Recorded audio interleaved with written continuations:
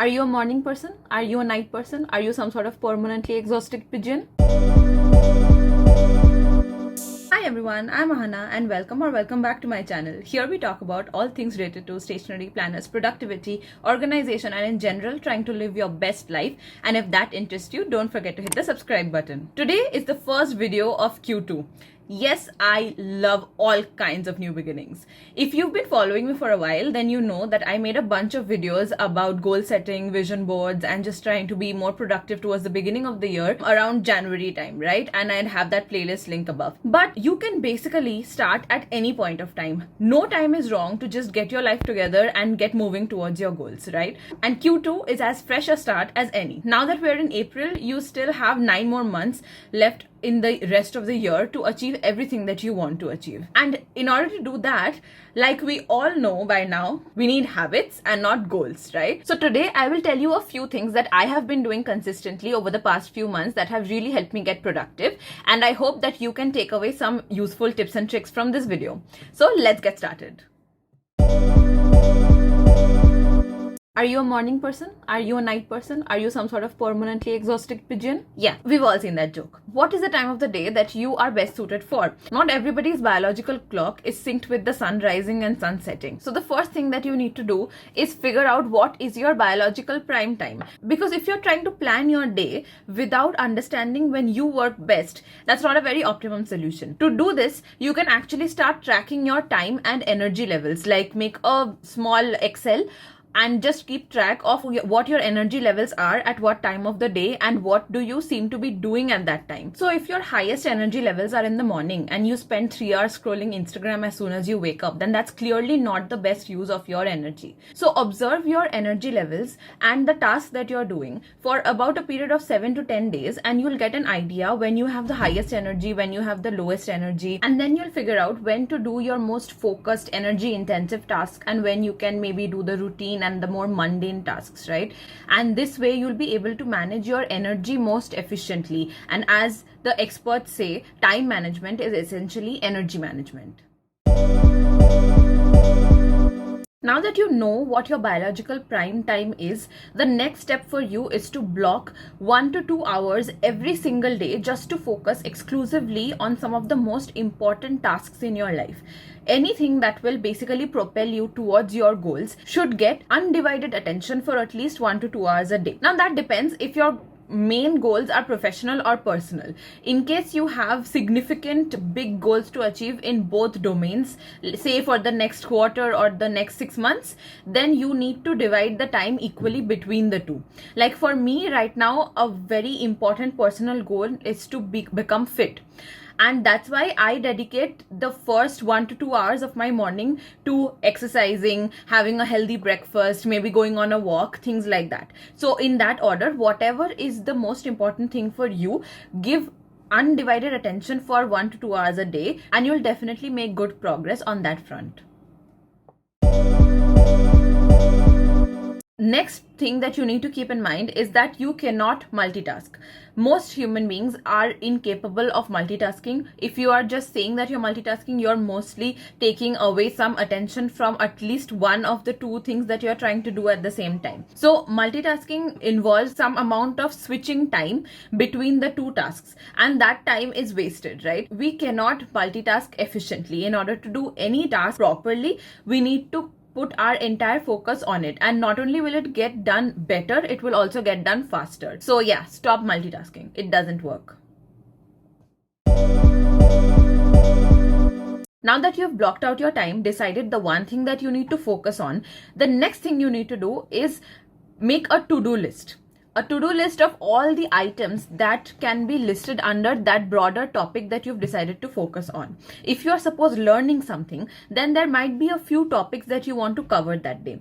Always start with the worst one first. The one which you think is going to take you the longest amount of time, the one which you think is the hardest, needs to be tackled first, right? Because that is when you have the most amount of energy, and that is when you will be willing to spend that much time and energy in order to figure something out. If you tackle the hardest one when you are already tired, then you don't want to put in that much energy, and if eventually you will probably not even understand it properly, and then it will just show up in the results. So I'm just taking the example of somebody maybe studying for an exam. If your goal is to say top a particular kind of exam this year, then this is how you need to figure out your plan. You must have heard the saying, eat the frog, right? What does that mean? That means that you do the most undesirable thing first. Just start with the most difficult thing. Once that is done, everything else becomes infinitely easier to do.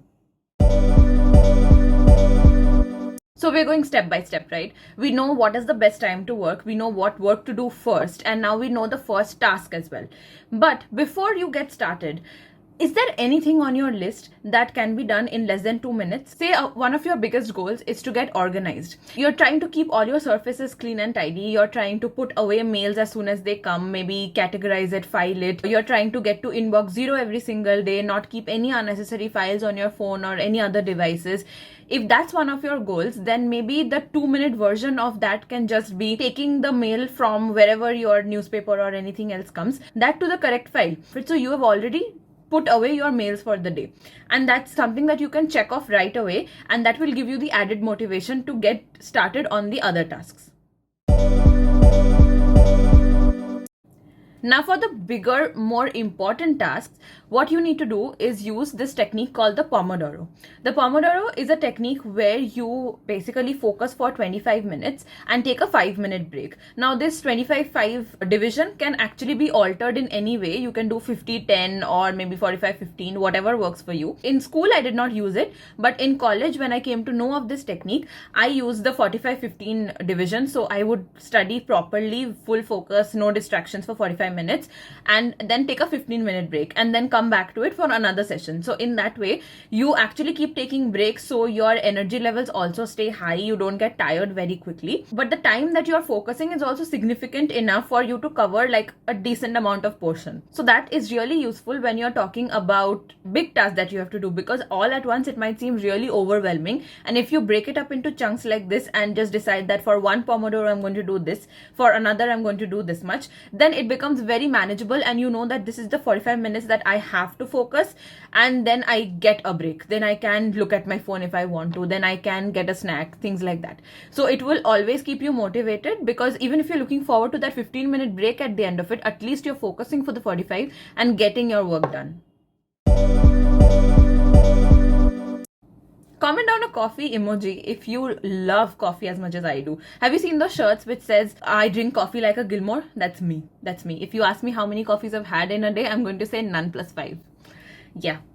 My mom's not going to be too happy when she sees this. But you can actually use coffee to your advantage to skyrocket your productivity. And this is something that I discovered very recently. So, you know, everybody, you have seen like all of the that girl videos and the morning routine videos, one of the first things that people do when they wake up is have coffee.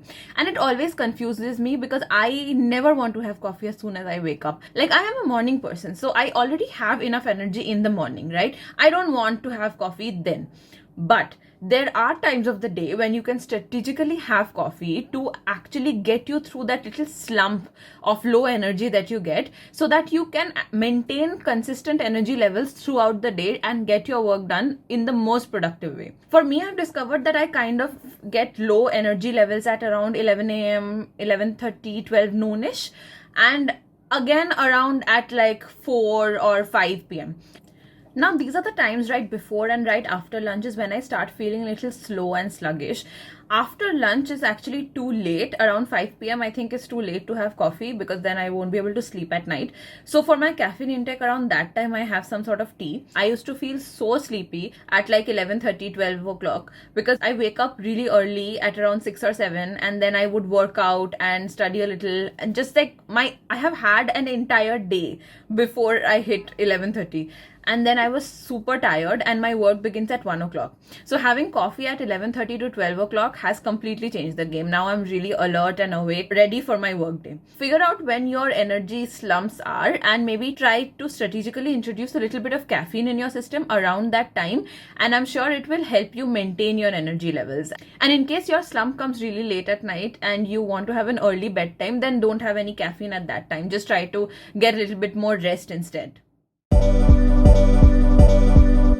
Another thing that has really helped me is trying to set a deadline for each task that I have to do. Whether it be doing an online course, a project for work, or just, following up on an appointment, whatever the deadline is, I always put it in my planner to be at least 2 or 3 days before the actual deadline. I don't know if you've heard of this, but there is this law called Parkinson's law, which says that work expands to fill the time that you give to it.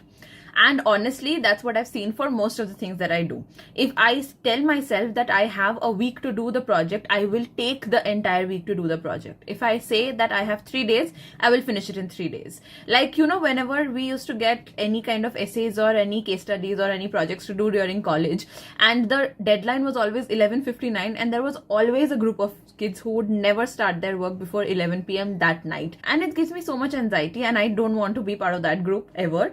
But yeah, you can just set the deadline ahead of time. Even if the submission is, say, on Friday, just put the deadline on Wednesday, start your work on Monday, and be done with it by Wednesday, so that you actually can even use that extra amount of time to maybe recheck your work. In case there's some new information that comes, you can incorporate that. You just don't have to rush everything on Thursday night just because something has to be done on Friday, right? So just set an earlier deadline so that you can completely focus on your work and get it done well before when you actually have to submit it. So in case there are some errors, you always have that extra time to correct it. So a lot of you who know me are aware that I have an Instagram account to show my artwork. I have this YouTube channel, and I also have a full-time job. In addition to this, I also really like learning new things, so I keep doing courses and I keep reading books. And to manage all of this, I had to implement a few time management strategies so that I can do everything that I really want to do. First of all, I needed to focus on doing similar things together. So I always try to batch create things.